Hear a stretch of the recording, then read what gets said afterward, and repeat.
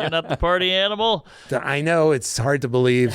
But there were eras when you were there that were probably crazy. Honestly, like when I got there in the late 80s, we had heard all the stories about the 70s, and they were kind of like, you know, what's the term when it's like a teaching moment, kind of like a cautionary tale. You know, Belushi had only died like 2 or 3 years before I got there.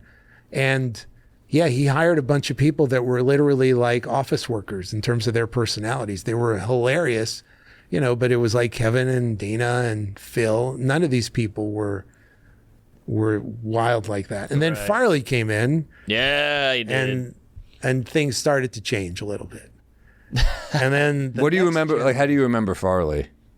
Oh, I loved Farley. He's a lot smarter than people gave him credit for. He was treated kind of like... You're worse than Norman. This is crazy. Well, my phone doesn't ring. No, but you got the beeping with. Oh, I got that. That's the opening riff from "I've Just Seen a Face." The Beatles. I actually wanted to talk to Paul McCartney and pitch him. I was like, "Why don't you do a country album?" Because he's done a couple of amazing country songs. That's one of them. I've Just Seen a Face. And I just wanted him to laugh in my face and say, "That's a million people have suggested that it's garbage." Whatever, but I didn't get the opportunity. Sandler sang a song. Farley, yeah, he was Robert. He was a lot like he was on the Chris Farley show. Oh yeah, he loved comedy, and he was like, Robert, remember when you did that joke? Like if I would make a joke that he laughed at, he would just savor it.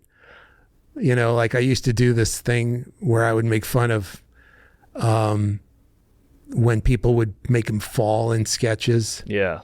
Because it just seemed kind of hacky after a while. Mm-hmm. So like, you know, what are you going to do this time? A triple box top, you know, just giving his different falls names. And he would just be like, triple box top. Robert. That's so great, Robert. I read in that book, Gasping for Airtime, that at one point... Oh, that's Jay Moore's book, yeah. I think him and Spade shared an office. They did. Like that, yeah. They did. So one time Spade was like, I've got this book, this like limited edition whatever book, some crazy book. Yeah. And he went out of the room and Farley jerked off and jizzed in the pages and closed it. And then, you know, Spade had to come back and the book was ruined, obviously. But I just love that. That reminds me of my childhood. You know how much that book could sell? You had a horrible father. Well, to me, what is this, To Catch a Mockingbird? You fucking queer. Edition. It was the Koran. Cheers. It was the Koran, but I'm just saying you can do that. It was the Koran. Then. You can't do that in an office anymore. I just like that's what I want to happen in SNL. You can't jerk off to the Koran anymore. No, you can't. These fucking woke pussies took away jerking off on each other's stuff. No, and then go into that voice. Yeah, that's what I want. No, it's inappropriate. It's inappropriate. Yeah, that's what they would say. Farley, and they'd be right. Of course, but that's the fun part. And they would talk in that voice. Yeah, just every comedian does that voice now. Whenever anybody's politically correct. No, it's not. They suddenly turn into a match game contestant from the 70s. Farley,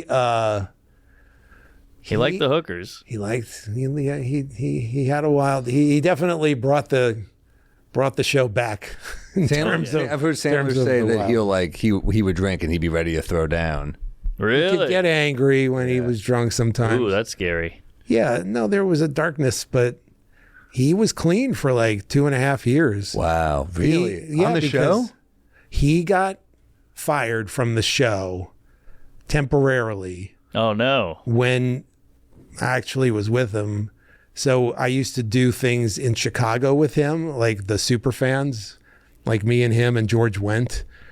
We would do these extracurricular bits because it was so big in Chicago. So one time, literally, we went to Soldier Field before the Bears playoff game, and they had us give a pep talk on the 50-yard line before the game started.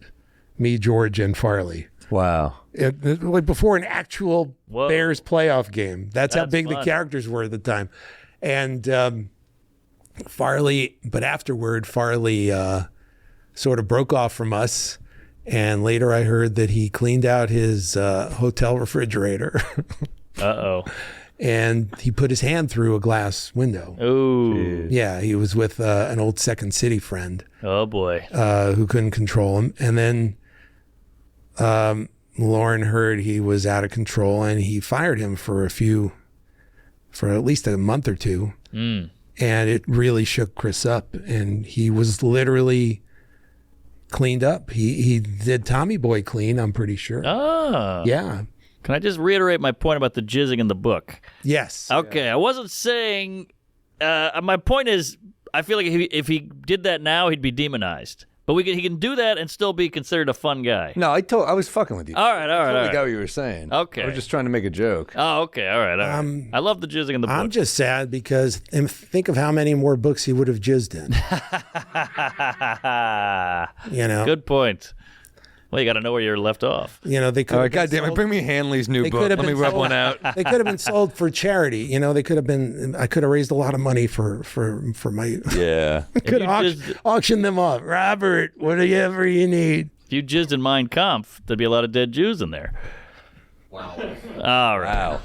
You get it? Strong joke, man. Okay. That was big. That was That's fucking big. solid. That's The jizz was solid. I'm just trying to get us out of the day to tell that joke.